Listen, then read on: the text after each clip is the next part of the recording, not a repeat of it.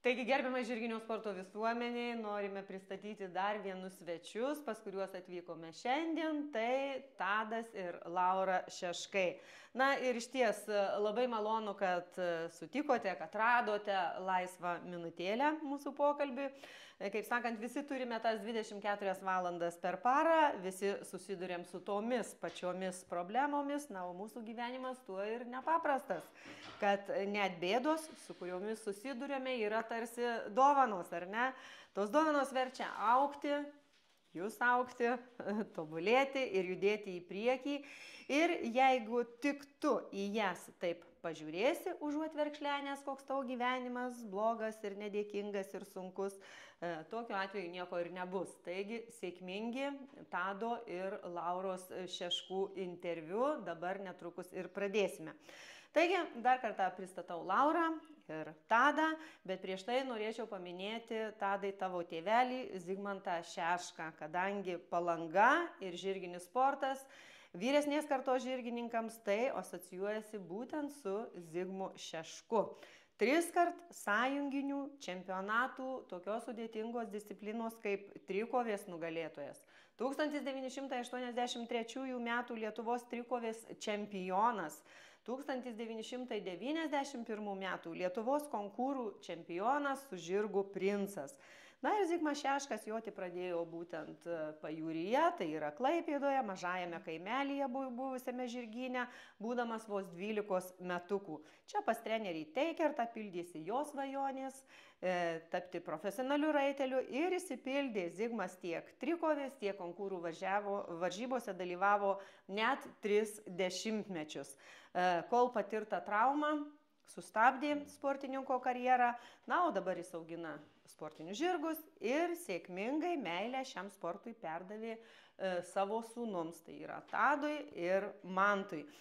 Beje, dar sovietmečiu, galbūt klausantiesiems bus įdomu tai sužinoti, dalyvaudamas tarptautinėse varžybose Pragoje, mūsų raiteliai nenoromis privertė, taip sakant, prakaituoti turnyro sekretoriatą, nes komandoje buvo Zigmantas Šarka ir Zigmas Šeškas. Mums tai nesudaro sunkumų tarti šias pavardės, tačiau varžybų eigoje atsirado dar vienas raitelis, kadangi komentatorius niekaip neištarė pavardės Šeškas, atsirado Zigmas Šaška. Ši pravardė ir prilipo jam ilgam, taigi tau tėvelis galėtų ir smulkesnių dalykų papasakoti apie tuos laikus. Taigi, pristatėme Tadą. Na, Laura tikrai žino žirginio sporto visuomenį dar nuo tų laikų, kada jis savo sportinę karjerą pradėjo ir trikovės rungtyje, viena iš sudėtingiausių, sakykime, rungčių žirginio sporto disciplinoje, ir puikiai sekėsi konkūrinėse aikštelėse, turėjo 2 savo puikius žirgus, primink vardus. Babitas ir Hasanas. Babitas ir Hasanas. Ir tikrai nebūdavo lygių jai nei trikovės disciplinoje, nei konkūrų aikštelėje. Ir likimas taip suvedė 2 žirginio sporto mylėtojus, 2 puikius raitelius, kurie sukūrė šeimą ir puikiai tęsė toliau savo mėgstamą darbą. Laura ir Tadai, visų pirma, pats paprasčiausias ir turbūt banaliausias klausimas. Kas jūs atvedė į žirginį sportą ir kodėl žirgai? Laura. Mane iš tikrųjų tai atvedė tėtis. Pasak jo, aš pati susiradau skelbimą laikraštyje ir sakykime, pasiprašiau joti, bet tikrai pamenu, kad taip nebuvo. Nebuvo aš iš tikrųjų ta mergaitė, kuri, kaip aš sakau, sirgo turbūt ar ne žirgais, pas kurią ten visas kambarys būtų buvęs išklijuotas, plakatai žirgų ir panašiai. Bet pradėjau joti Prospero žirgyne Zujūnuose Vilniuje. Šiek tiek pajojus, turbūt tėtis matė, kad neužkabina manęs tas dalykas ir taip neprisirišau prie to, tai tada ten greitai pakankamai nupirko kumelaitę tokią. Na ir, žodžiu, jis tiesiog mane pririšo prie to. Stumtelėjimas, tai čia tėčio yra, tėčiui ačiū. Taip, tėčiui tikrai ačiū. Taip. O nuo kelių metų gal prisimeni, pradėjęs 8-9 kokia turbūt buvo. Visai mažutėlį. Na, o Tado net ir Sarmata klausti, nes čia kaip ir savaime suprantamas dalykas. Tėtis toks garsus raitelis tuometinis ir kaip ir neišvengiama ir tavo turbūt buvo. Taip, aš jau net neatsimenu, neužfiksuoju tos datos, kada čia ta pradžia buvo, nežinau, gimiau, sakė, ir pasodino, tai tiesiog kažkaip taip laksydavau toks mažiukas po žirgyną, viską gal tik tais labiau įstrigo tas pirmos kelerios varžybos, kur tikrai dar buvau mažiukas ir gal ten kokie 8-9 metai ir jau ten su moteriškais batais, nes aprangos nebuvo nieko, tai tikrai nuo...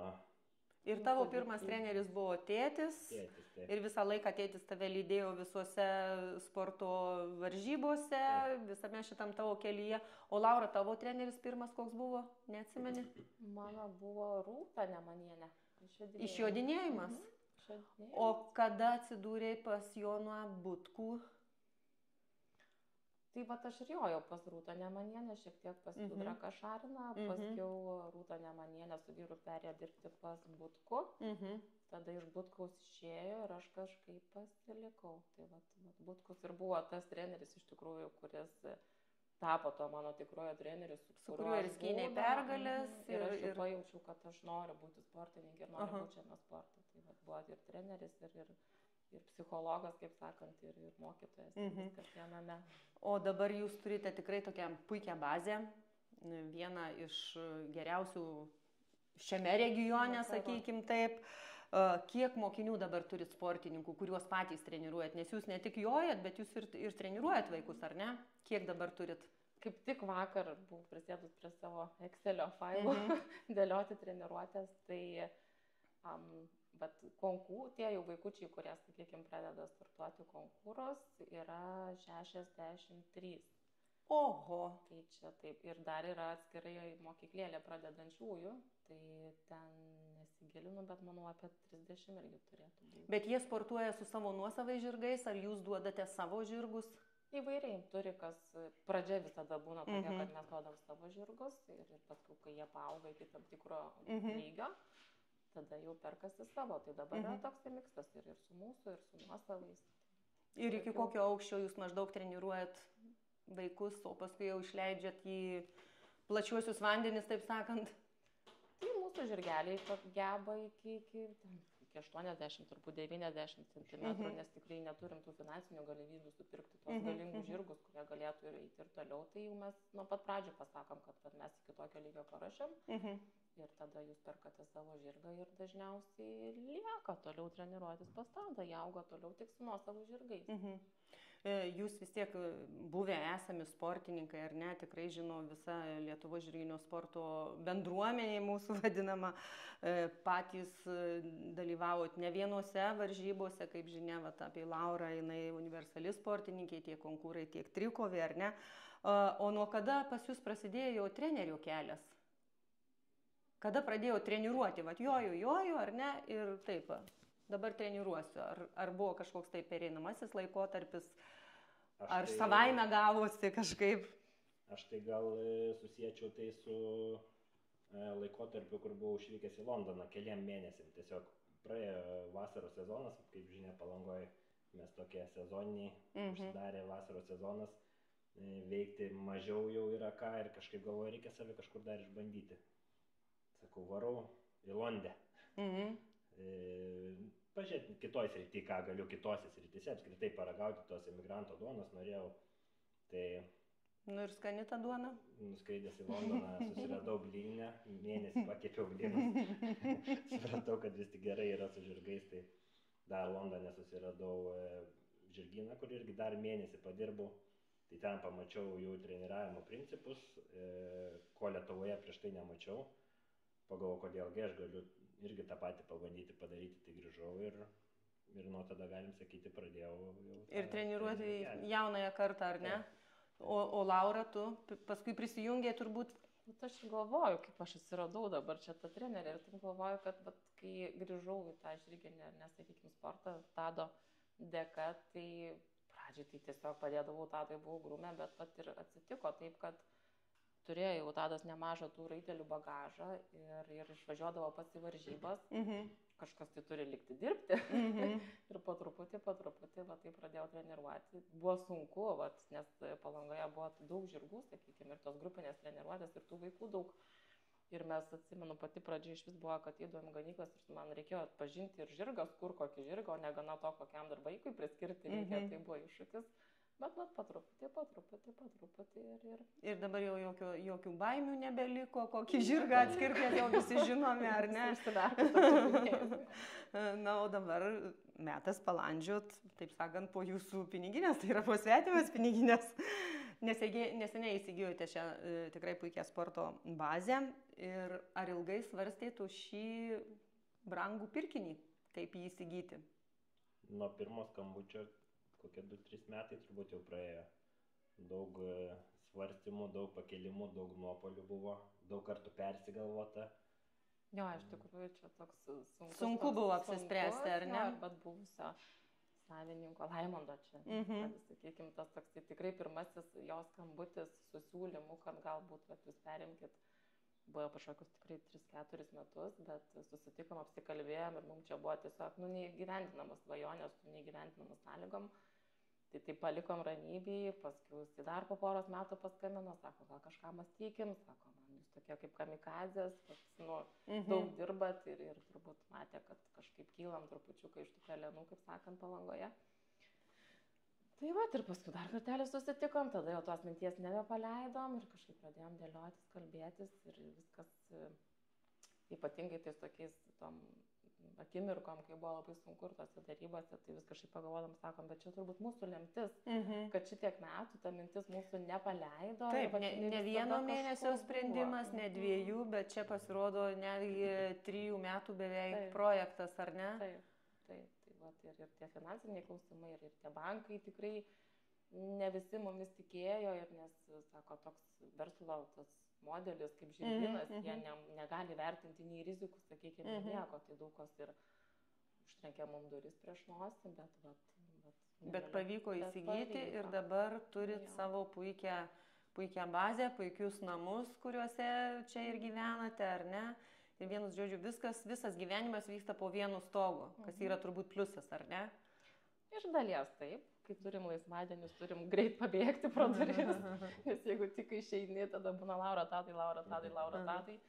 Ir žiūrėk, laisvadienio nebėra, nes vėl eini kažką padėti, kažką kalbėti. Ir jūs va šiandien tik ką minėjot prieš keletą sekundžių, kad tikrai įspūdingas skaičius sportininkų pas jūs treniruojasi. Aš tikrai, jeigu atvirai, tai net netikėjau, kad tokia gausybė jaunų sportininkų ateina pas jūs treniruotis į šią bazę, atvažiuoja turbūt ir iš Klaipėdos, iš Palangos, ar ne, iš aplinkinių miestelių, vadinasi, yra poreikis ir yra noras treniruotis, ar ne, šiems jauniems raiteliams. O suaugusių ar turit sportininkų, kurie nori išmokti, nori dalyvauti varžybose? Dalyvauti varžybose, tai sakyčiau, kad ne, bent jau pas mus, bet va taip laisvalaikio praleidimai, kurie nori išmokti joti dėl savęs, procentaliai koks 10% yra moterų. Vėlgi sugrįšiu, tikrai labai didelis skaičius sportininkų, jūs orientuojantis, jūs kaip treneriai, ar ne, kaip savininkai šios bazės, jūs orientuojantis į kiekybę, kad kuo daugiau pas jūs ateitų, ar jūs ruošiate šiuos raitelius didžiajam sportui, ar grinai laisvalaikio praleidimas? Aš galėčiau atsakyti į visus 3 klausimus žodžiu taip. Taip, ir taip. Ir kaip sakant, mūsų mokyklėlė mažoji, kur pradedantieji jodinėja, ten gali ir šiaip, jeigu nori laisvalaikiu pajodinėti žmonės, kas išauga mokyklėlė, dažniausiai atveria kitas duris jau į sportą, tada jau priimam jos kitą lygį, kaip sakant, yra ir grupinės treniruotės, kur vaikai ten gali... Jau pažengė, ar ne, šia grupinėse treniruotėse? Pasivaržyti tarpusavį, pažaisti kažką individualios, tai visus klausimus galima atsakyti žodžiu taip. Jo, mūsų toks verslo modelis ir yra ta mintis tokia, kad, sakykime, yra naujas klientas, ar ne, nemokantis joti, pradžioje mokyklėliai, kur yra ten 3 trenerės, kurios paruošia, ar ne, ir žiūri, ką toliau, sakykime, ar tas vaikas pasilieka ir toliau ten savo jodinėti, ar ne. ar nori eiti toliau sportuoti. Ir jeigu ką, jau tada perduoda man Tadui, Raimondui ir visiems kitiems treneriam toliau. Na, aišku, jūs vis tiek tie vedantieji treneriai, kaip ir savininkai, ar ne? Ir jūs kaip treneriai, kaip jūs galvojat, ar treneris turi būti ir psichologas, jūs asmeniškai, ar kažkokius kursus lankyt, ar čia iš gyvenimo patirties turi tų psichologinių sugebėjimų su vaikais bendrauti jaunais? Aš iš tikrųjų esu baigęs sporto universiteto ten trenerių kursus irgi ten buvo ir psichologinių momentų irgi ir buvo tokių, kur tikrai pasiėmiau kažką iš to, bet labai daug ko ir savo praktikoje atlikau, atsirinkau ir turiu tą gebėjimą pažinti, kada reikia, sakykime, tą vaiką motyvuoti, kada šiek tiek, sakykime, kada saldainis, kada botagas, arba motyvacijos irgi priemonės irgi yra viena, galbūt reikia skatinti, kad tu gerai daryk toliau, arba kitam kaip tik labiau veikia, ne, tau tai nepavyks ir jis nori įrodyti, kad tai pavyks. Tai čia yra visokių tokių variantų, kur ir tai labai svarbu, aišku, žinoti. Jūs patys irgi važinėt po varžybas, ar nematot ir daug trenerių, ir daug vaikų, kuriuos atsiveža treneriai į varžybas ir tėvai su jais kartu važiuoja. O kokius norėtumėte išskirti trenerius, galbūt autoritetas jums tas treneris ir kodėl jį norėtumėte išskirti? Gal tokį kaip pavyzdžių, pavienių, nežinau, taip iškart nešauna į galvą, bet sakyčiau, tie man iškyla treneriai, kurie turi gerą ryšį su savo mokiniu. Tai tas yra dabar vienas iš svarbiausių dalykų, sakyčiau, kad jeigu yra ryšys, yra lengvesnis bendravimas, tas mokinys nebijo klausti, nebijo diskutuoti ir viskas greitai kyla į kitą lygmenį tada, negu tas, kuris bijo to trenerių ir nedaug dievė, bijo paklausti, kaip čia bus. Tai manau, kad tas, kas turi ryšį gerą, tai ir yra.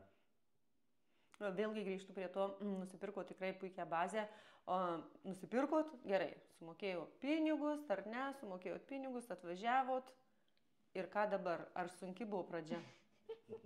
Čia geriausia, kai mes vedėm dėrybas, iš tikrųjų irgi buvom pavargę ir sakom, Tadu, kada jau sudėsim tos parašus, važiuosim, sakom, atsisėsim prie tos pagrindinės aikštės ant tos akmenų tvaros ir šausim šampaną. Ir kai pasirašėm, grįžom namo ir sakom, nenorim nei šampano. Ir ką mes padarėm? Iki to šampano šovimo iš tikrųjų buvo toli gražu. Tikrai pirmi 3 mėnesiai buvo daug streso, panikos ir mes tiesiog nežinojom, kur mes esam ir ką mes darom. Tikrai buvo sunki ta pradžia. Bet jau stalčiukai dabar susidėliojo, ar ne? Dabar, jau tikrai po pusės metų mes čia įsikėlėm sausio 1 berods, tai jau po pusmečio jau tikrai pradėjom jausti, kad čia jau čia mes tvarkomės. Čia jau mūsų, čia jau mes ir mes čia viskas paslaugo ir tas visas problemas reaguoja kitaip. Nes pradžia tai buvo, sakau, begalė problemų, neįsprendžiamų problemų ir, ta prasme, ką daryti neįsivaizduoju. Ir tiesiog viskas susidėliojo vienu žodžiu. Dar grįžtant prie jojimo sporto, kaip jūs galvojat, kaip judu galvojat, ko reikėtų, kad jojimo sportas būtų toks populiarus, pavyzdžiui, kaip krepšinis, kaip lengvoji atletika? Ko mums trūksta? Gal, kad būtų populiarus kaip krepšinis, gal reikėtų Saboniui juot pradėti. Saboniui reikėtų specifinio žirgo vienokio. Kai žaukintų tokį žirgą kviesim joti. Jo, per kliūtį šokinėti matomai nebegalėtų, bet kokia ištvermė su kokiu šairų veislė žirgu gal ir prabidzentų. Nerimtai, tai turbūt išlysti į dienos šviesą tam pasauliniu mastu jau ir po truputį turbūt tą ir darom. Tai kai kažkas parveš kokį olimpinį auksą, turbūt pasimatys visur, kad yra ir tokia sporto šaka ir gal irgi išjudės daugiau negu. Nors, sakau, dabar atrodo, kad einame po truputį link to. Nu taip, jau turim 2 olimpiečius, jau tikrai žirginio sporto istorijoje tai pirmas toksai atvejis, kada į olimpinės žaidynės išvažiuoja 2 olimpiečiai. Tai iš tikrųjų tai yra fantastika. Vis mes čia kalbam apie tą žirginį sportą, o šiaip kokios sporto šakos yra jums patinkančios? Jeigu, pavyzdžiui, būtų likimas kažkaip susidėliojęs ne taip, jeigu ne žirgų sportas, tada kas? Tai krepšinis Tadui. Tadui krepšinis? Ja, aš netgi sakyčiau, nepaisant to, kad jis yra raitelis žirgininkas, jam vis tiek yra krepšinis numeris 1. Jis net yra šeimoje pasakęs, tai prasme, krepšinis jam yra numeris 1. Ir kai žiūri krepšinį, tai mes su dukra einam žaisti kitą kambarį, nes yra krepšinis. Vienu žodžiu, tą lietuvišką religiją jisai išpažįsta, ar ne? Taip. O tau, Laura? Tik ne krepšinis. Tik ne krepšinis. Man Eurolyga yra keiksmažodis, kai prasideda. Mes su tavim būsim nepopuliarius, nes man irgi tas pats. Tai jau atsakau, nes tinksta vyras iš šeimos 1 valandą. O mūsų raitelių pasiekimais, vat, olimpiečiais, aišku, domimės, o kitų raitelių pasiekimais ar domitės? Labai domimės. Iš tikrųjų, kiekvieną savaitgalį esam sulindę į programėlės ir stebim tuos visus pasiekimus ir galim atmintinai išpasakot, kas su kom joja ir kas ką laimi arba nelaimi ir rezultatus. Tiek Lietuvos maštų, tiek tarptautinių, ar ne, turnyrus visus juos stebit ir tikrai žinot, kas kur, kada. Taip, mes netgi kelis kartus iš tikrųjų skridom ir į tą į Prahą ir savo komandą vežėmės viską, kad pasižiūrėti ten tą į finalus Londžinės. Kad tikrai pasižiūrėtų, kaip tas sportas vyksta. O jūs, dar kartą grįžtų, man prie to skaičiaus labai smagu grįžti, kur sakėt, šitiek vaikų pas jūs jodinėja. Aišku, kiekvienas vaikas turi savo tėvus, ar ne? O susidūrėt su tėvais, kurie spaudžia vaikus, tikrai labai spaudžia ir negalvojat, kad nuo to spaudimo vaikai užaugę gali turėti net psichologinių problemų? Ar nesusiduria su tokiais dalykais? Yra, esu tokių girdėjęs, gal taip tiesiogiai, nežinau, pavyzdžiui, dabar tokio nežinau, bet šiaip labai dažnai tie tėvai atsimuša paskui, jeigu ten šiek tiek bando įsikišti ten tarp trenerių ir vaiko, gal kurį laiką tas veikia, bet paskui jau vaikas pasako stop. Arba tu stop, arba aš stop. Tai dabar sakyčiau, kad vaikai yra šiek tiek jau tokie su nuomonė ir nebėra taip lengva gal jų taip, nežinau, stumdyti. Bet čia gal kai kuris individualus atvejis, nežinau. Iš tiesų, dabar netgi sakyčiau, gal yra atvirkščiai, nes aš pati, sakykime, mane gerbiu savo tėtę, bet jis ir buvo maksimalistas ir aš jaučiau visada tą spaudimą, tą reikalavimą tokį maksimaliai viską padaryti. Ir taip kaip buvo mano laikais, kaip aš jojau, ir taip kaip yra dabar, tai vaikai tikrai turi daug svaresnį žodį, sakykime, ar ne, ir kartais norisi tiem tėvams sakyti, kad jūs atsimerkit ir atveskit tą vaiką į teisingą kelią, nes yra trupučiuką per daug emocijos, ar ne, ir per daug žalios šviesos. Tai tokių tikrai pas mus kažkokių tokių psichologinių spaudimų ar kažkaip nepasakyčiau. Atvirkščiai turbūt. Jūsų bazėje, ar ne? Bet vis tiek, ugdydami jaunus sportininkus, na, sakykime, aš jau taip globaliai paimsiu, mes mažai dėmesio kreipiame į psichologiją ir vis tiek, kaip jums pavyksta dirbti šią linkmę, vis tiek susidurėt su kažkokiam tai problemom, daugiau mažiau. Man turbūt yra lengviau, nes aš kadangi esu moteris ir mama, ar ne, tai pas mane tokie ateina, sakykime, tie nepradinukai, bet jau šiek tiek pažengę, kurie yra nedrąsūs, bailūs, kurias reikia ten pagloboti, pačiučiuoti, pagirbti, paskatinti, iš tos komforto zonos išstumti ar net truputėlį. Tai man yra gal šiek tiek lengviau, o vat jau su tais pažengusiais, sakykime, raiteliukais, kurie jau turi savo nuomonę ir dažniausiai yra tam brendimo etape. Tai, bet Tadas jis turi tą gebėjimą kažkaip susitvarko. Psichologiškai moki randi raktelį nuo dušelės, taip sakant. Netgi būna kartais, kad tėveliai paprašo, gal galėtum šiek tiek čia arba čia šito arba nuo klausimų padėti, nes tu sako, esi tam vaikui autoritetas, sako, tu gali įtakos nemažai padaryti, gal sako, ten galėtum, nes sako, mum kartais neišeina ten ar to, tai reiškia viskas veikia neblogai. Tadas yra jų draugas, bet draugas autoritetas, kaip jisai tą padaro, čia mistika turbūt yra, aš nežinau. Tai va, iš to man kyla dar vienas klausimas, o tada apart šito bruožo, koks dar labiausiai bruožas patinka tau, Tade? Mums turbūt būnant kartu ir augant tų bruožų vis ryškėja vis daugiau ir daugiau, bet šitam gyvenimo etape man dabar labiausiai patinka jo bruožas, kuris kažkokius turbūt 5 metus mane erzina siaubingai ir aš jį galėtų pasmaugti dėl jo. Tai yra jo išlaikytumas situacijose, iš kurių kyla problemos. Aš esu tokia nedegtukas, bet impulsyvi. Man turi būti išspręsta čia ir dabar, aš turiu gauti atsakymą ir duoti tą atsakymą. Ir kartais būna, kad aš laukiu iš Tado, nes mes kaip partneriai ne tik gyvenime, bet ir versle, ar ne? Ir aš laukiu iš jo pagalbos, kad sakau, padėk man rasti atsakymą. Ir aš jau ten zirziu ir panašiai. Ir tada jis atsisuka, sako, ar tu tikrai, sako, tau reiktų atsakymo čia ir dabar. Nu, ne, nereikia. Ir viskas, sako, ramiai išsisprendžiam, permėgam, ryte atsikelsim, kažką galvosim. Tai va, jo tas šaltas protas. Jis vienu žodžiu yra gaisro toksai gesintojas, ar ne, gesina, atsisėda, permiega su tai mintim, ar ne, ir tada galbūt aš jums ir duosiu tą atsakymą, ar ne. Dažniausiai tai pasiteisina. Ir labai tas pasiteisina, ypatingai, sakau, va dabar, tikrai tas pasiteisina maksimaliai, tai va, aš labai žaviuosi. Dabar labiausiai žaviuosi tą. Na, po metų dar paklausim, kuo žaviesi tada. Na, o įsivaizduokite tokią situaciją, kad vieną rytą prabundate ir tiesiog nežinote, kas yra sportas. Nes jo tiesiog nėra sporto. Yra menai, tai yra šokis, muzika, dailė, bet sporto nėra. Ar galite įsivaizduoti, kaip jūsų gyvenimas atrodytų be sporto, be to, kuo jūs dabar užsiimat? Aš turbūt būčiau muzikantas. Ir kokiu instrumentu grotumėte? Leiskit pasmalsauti.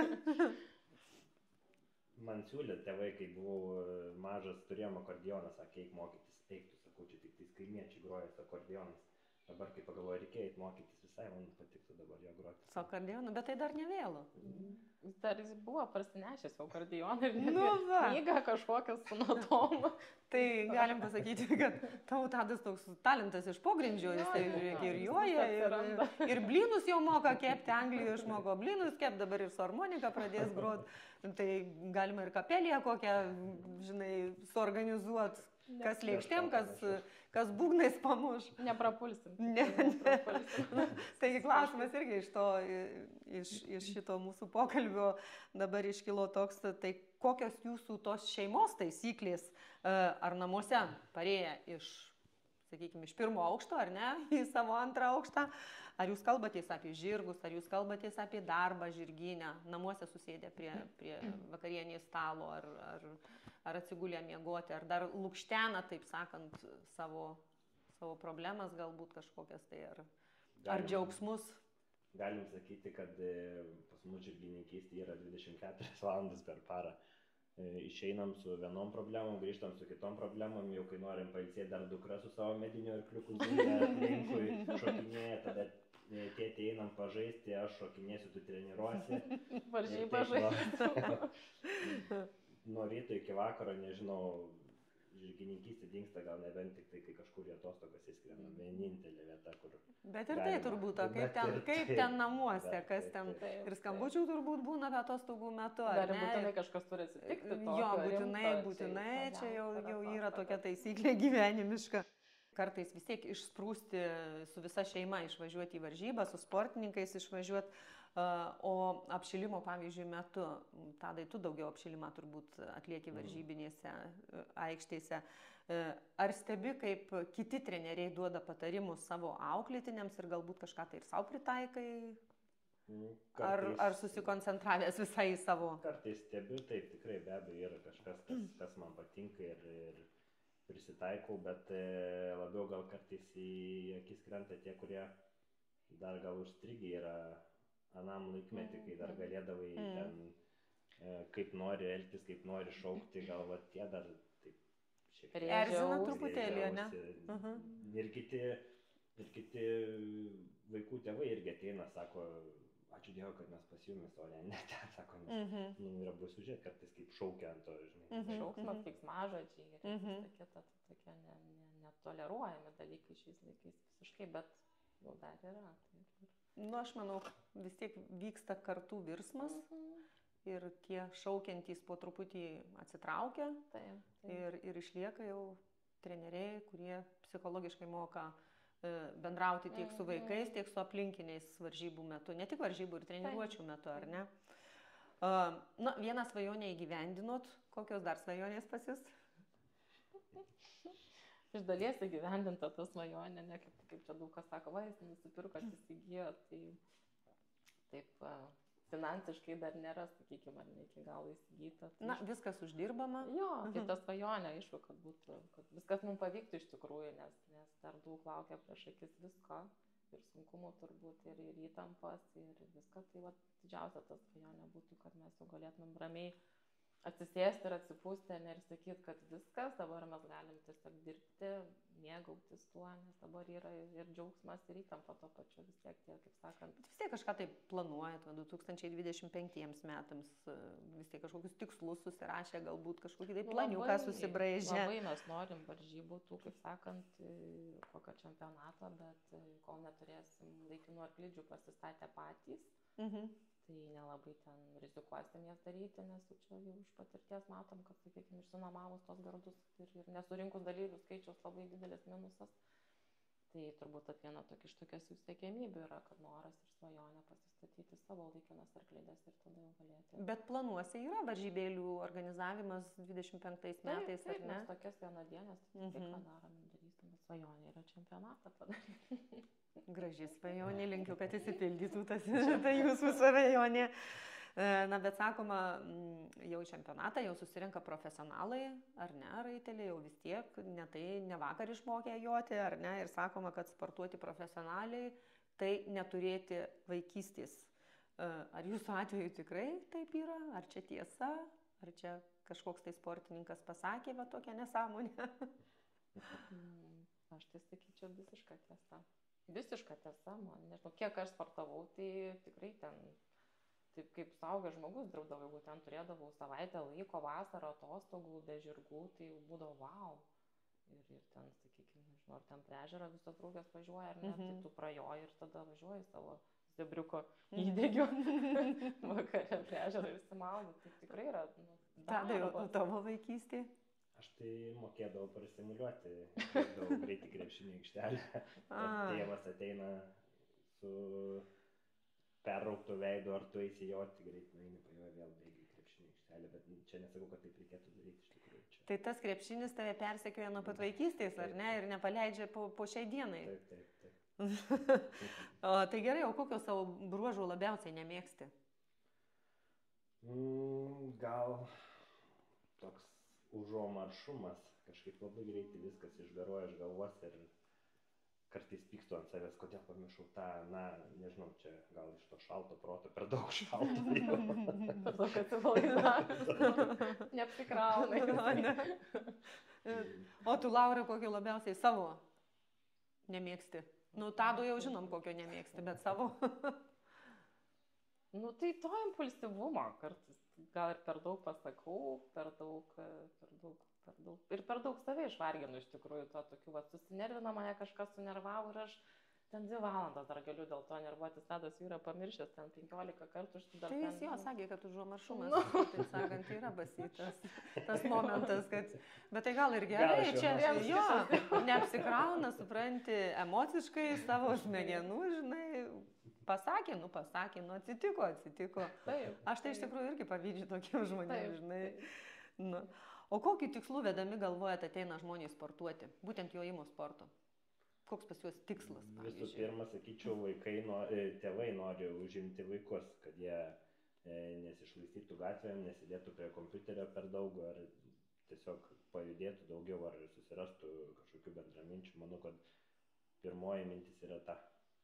Žyginis sportas apskritai yra labai toks dėkingas, turbūt yra tiek kaip sportas, ar ne, sakykime, ir kaip tokia reabilitacija. Kaip du gyvi elementai susitinka, taip sakant, gyvenimo kely. Nes pas mus labai ryškiai matosi, sakykime, kai vis tiek tu matai savo klientus stebi, ar ne, tai pradžioj ten, sakykime, tėtis ar mama atveža ten vaiką, išmeta, kaip aš sakau, iš mašinos pasiema. Vasarą jau žiūrėk, ten išlipa su šuniuku, jau pasivaikšto, jau žiūrėk, ten po 2 mėnesių jau sėdi parkelį, ten kokią knygą skaito, tai va, gamta, gyvūnas, vaikas sportuoja, tokia, plati visuma iš tikrųjų to yra. Bet tai jūs abu sutinkat, kad sportuoti yra daug geriau, negu žaisti kompiuterinius žaidimus susidarius tarp 4 sienų, nevėdinamoj patalpoj. Faktas, kaip vynas, iš tikrųjų, taip, būtinai reikia sportuoti. O kaip jūs galvojat, vis tiek jūs patyrę žirgininkai, ką šiandien būtų galima vadinti didžiuoju jojimo sportu, sporto plėtros simboliu, o kas būtų jojimo stabdis? Čia turite omeny ne iš žmonių, bet apskritai, ar ne? Apskritai, jo. Kas stabdo, sakykime, tą jojimo sportą? Mes truputį kalbėjome šiandien apie jojimą. Tu sakei, kad Sabonis pradėtų jo, tai ten būtų viskas gerai, ar ne? Bet kokie dar stabdžiai, kaip jūs galvojat, yra plėtroje būtent jojimo? Ar bazių trūkumas, lyg tai netrūkumas, turim daug mes tų bazių. Ar trenerių kvalifikuotų trūkumas? Aš tai sakyčiau, kad tai yra brangus sportas ir viskas atsiremia turbūt į finansus, nes bazių iš tikrųjų yra, trenerių jau irgi, sakykime, pakankamai nemažai, ar ne, yra, kur žmonės tikrai atsirenka, gal kurie tinka, netinka, bet tas finansavimas toksai, nes ir pas mus, iš tų vaikų, ar ne, sakykime, tu tikrai matai, kad ateina labai talentingų vaikų, ar ne, mergaičių, kurių finansinės galimybės yra ribotos ir tu tiesiog nieko negali padaryti. Tu gali leisti gal ten vieną kitą treniruotę ar ne su nuolaidėlę, bet kai tau reikia vaiką vežti į varžybas, tai tu negali. Ir kartais eini tam tikras instancijas ar institucijas, sakykime, kad kažkaip paremtų ir jam tas žirginis sportas yra kažkoks paukščių kalbos, kosmosas. Tu sakai, kad turiu talentingą vaiką, sako, ką reiškia talentingas vaikas, tu turi gerą jutimą ar neturi jausmą, matymą, viską. Tai kas daug, sako, tokių yra. Bet ir toks užsiveli tam savam rate, kad tu nieko negali padaryti, finansavimo negauni ir tos žinių, kai kuriem irgi apie tai labai trūksta. Sporto institucijos daugiausiai tikriausiai nori klokit ant stalo rezultatus ir paskui galvosim, o kad tas vaikas yra talentas, o nėra finansinių, kaip tu sakai, galimybių, tai iš tikrųjų yra labai gaila. Jam neužtenka nubėgti, ne 60 metrų, jam turi būti žirgas, su kurio įrankis, su kurio galėtų sportuoti. Ir tas yra labai sunku iš tikrųjų. Taip, nes čia gyva būtybė, ietį gali pastatyti į kampą, pasiėmęs kitą dieną į treniruotis, ar ten kamuolį irgi pasiėmęs gali spardyti kas antrą dieną, ar ne, sakykim taip. O kaip reaguojate į tai, kai raitelis, apie įrankius susikalbėjom, kai raitelis savo žirgą laiko įrankiu būtent pasiekti saviems rezultatams ir jokių jausmų tam gyvūnui? Man gal čia kažkaip... Buvote susidūrę, esat buvę? Aš matau, aš tai gal tokia, atsiprašau, kad pertraukiu, tokia esu jautresnė gal turbūt tuo klausimu, tai aš esu mačiusi, matau ir turbūt tas didės, aš manau, kad gali būti daugės, sakykime, tokių atvejų, ar ne, nes ypatingai turbūt gal pasiturinčių, ar ne, sakykime, tų vaikų tėveliai ir tie vaikai visai kitaip žiūri tą žirgą, tai yra, aš matau nemažai atvejų, tas tikrai labai liūdina. Kai yra tik tai paimama, sustartuojama, numečiau gardą ir pamiršau, kaip sakant. Ir kitą dieną tas arklys gali stovėti net neišvestas ir visiškai širdies neskauda. Taurė gal stovi namuose yra bučiuojama, bet kad tas žirgas padarė didįjį darbą, tai tas yra pamirštama. Bet aš taip įsivaizduoju, kad turėjot ir pas save tokių atvejų, o tokiu atveju kaip jūs elgėtės, kaip treneriai, kaip žirgų savininkai, sakykime, jeigu su jūsų žirgu jojat, ar su tais raiteliais jūs pavadinkim raiteliais, ar ne? Ar atsisveikinat, ar pradedat kažkokią švietėjišką veiklą jų atžvilgiu? Tai jeigu yra su mūsų žirgais, tai mes vienareikšmiškai spaudžiam, sakom, liepiam ir griežtai liepiam daryti taip, kaip reikia.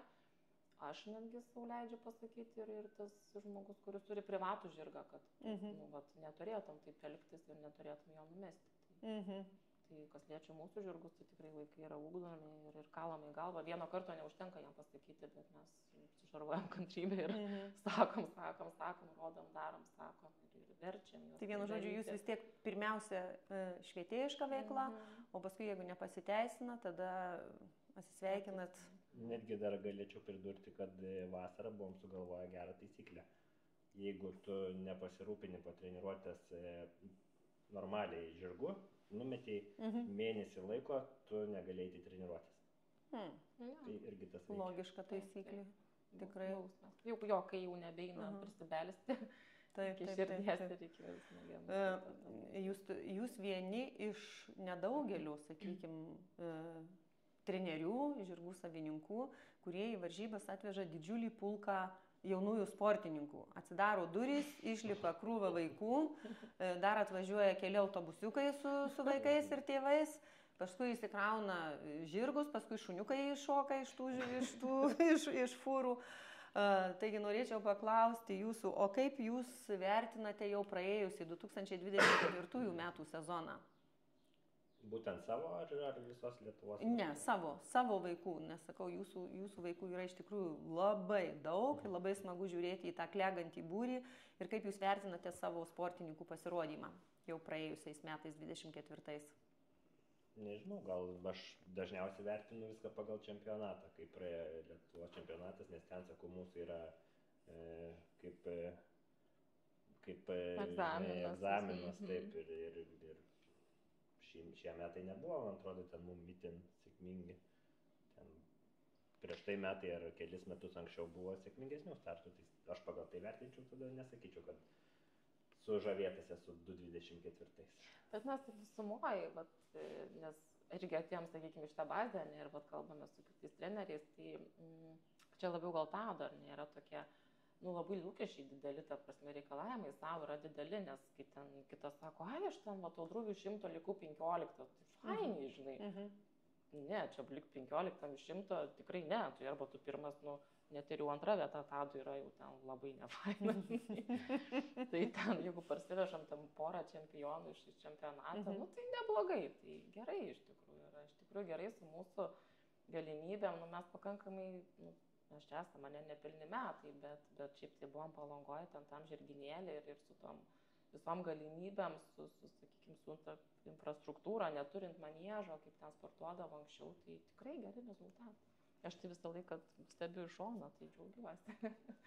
Smagu, mes tai džiaugiamės visi tikrai už jūs, kad jūs sugebat ir išlaikyti tuos vaikus, ir atvežti, ir treniruoti, ir pasidžiaugti, ir tėvai, man atrodo, labai patenkinti ir džiaugiasi, kad jų vaikai pasirinko būtent šią discipliną. Aišku, kai kurie ir tėvai norėjo, tėvų buvo noras, o vaikai yra pildytojai, bet paskui matomai ir jie užsikabina už to žirginio sporto. O ką norėtumėt palinkėti 2025 metais sportininkams? Kantrybės. Kantrybės, ištvermės ir ramybės. Aš gal dabar tai matau, nes labai daug emocijų, labai daug siekiamybių, nebeiškenčia mėtos ir panašiai. Tai eiti, siekti vieno tikslo, kantriai, užtikrintai ir ramiai. Tadai, o tu ką palinkėtum? Gal prisidėčiau prie Lauros, kad kantrybės daugam iš tikrųjų trūksta ir norisi peršokti kelias klasės.